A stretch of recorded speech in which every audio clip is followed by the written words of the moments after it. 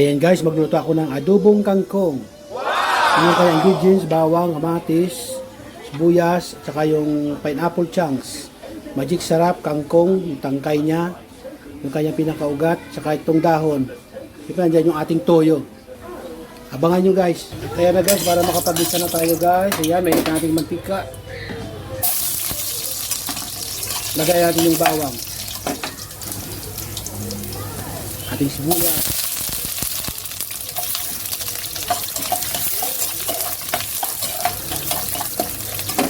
Ating konting kamatis.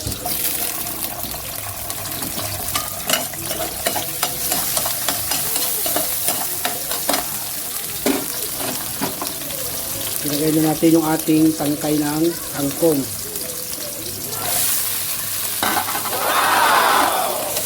Haluin lang natin guys ng bagya guys para ma-mix natin yung kanyang ingredients.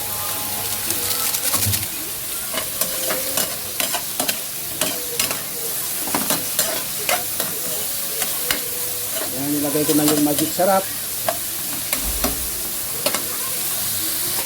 At maglagay na rin tayo ng toyo, konti lang.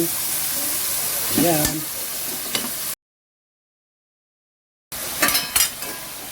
Ilagay na natin yung ating pineapple chunks.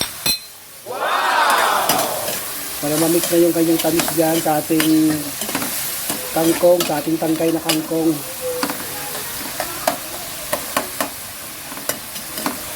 At siyempre,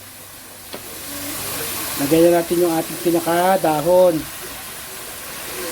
Taas. Huwag na muna natin haluin. Takpan mo natin guys, mga 2 minuto. Yan, may sarili namang yan tubig yung ating kangkong. Kusa naman yan siya bubuo ng kanyang sabaw, ng kanyang sarili sabaw.